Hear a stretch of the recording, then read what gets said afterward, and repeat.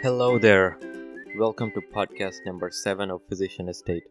This is your host, Dr. Harsha Mule. I am the owner and operator of PhysicianEstate platform. I am podcasting to you today from Miami, Florida. PhysicianEstate is a physician-owned, physician-operated platform directed specifically towards doctors in USA. We provide free real estate resources and investment opportunities to physicians. We facilitate physicians to make wealth and keep wealth. You are currently listening to the podcast about real estate tax deductions for physicians. If you are listening to this podcast, I assume that you are well versed on the basics of real estate syndication deals, the structure of a deal, the steps of a syndication process, and the profits related to real estate syndication. In this article, as I mentioned above, you will learn about real estate tax deductions that the physicians can take advantage of. Physician investors make returns from their investment in real estate syndication deals.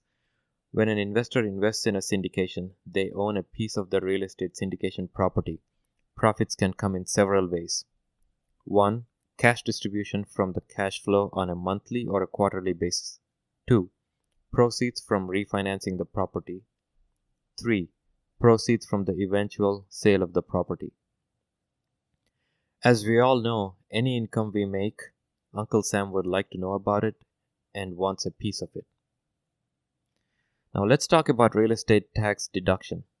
Tax deductions from the property will be passed on to the investors. Investors will receive an annual K-1 form to file with their annual taxes. Tax deductions include depreciation, property taxes, interest on the mortgage debt. When the property is refinanced, investors will receive a big check. This is considered a return on your equity and it is not taxable. You will not pay any taxes on this income that you receive from the refinanced property. When the property is sold, you will get your final sales proceeds. Assuming that the property was held for more than a year, investors will qualify for long-term capital gains. Long-term capital gains are typically taxed at lower rates compared to short-term capital gains. Next, let's talk about investing with retirement accounts. Several syndications allow investors to invest in the syndications with retirement accounts. If you have money in your 401k or 453b or other form of retirement accounts, you can move that into a self-directed IRA, invest into the syndication deal with your self-directed IRA.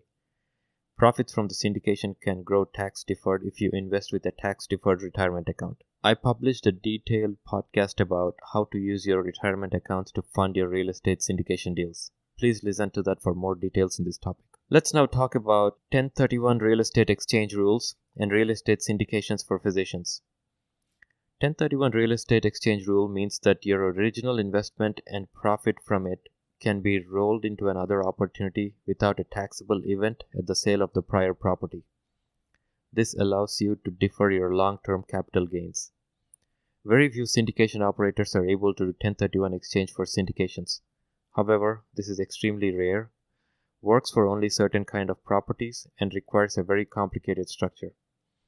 Whenever someone offers a 1031 option in a syndication deal, make sure you consult with an experienced law firm with real estate and taxation expertise. Since these are not a common or simple form of investments, I will not go into the details of it. I have listed the benefits of 1031 exchanges for physician investors in a separate podcast. That should conclude this topic for now. Thank you for listening to another episode of PhysicianEstate podcast. In the next episode, you will be learning the details about how to vet your real estate sponsor. To receive more information on real estate resources for physicians and to get updates on real estate investment opportunities with PhysicianEstate, please subscribe to our newsletter at PhysicianEstate.com. Do not forget to take advantage of our 2 new eBooks, ABCs of Real Estate Syndication for Physician and How to Avoid Medical Malpractice Lawsuits. Signing off for now, this is your host, Dr. Harsha Mule. Until next time, make wealth and keep wealth.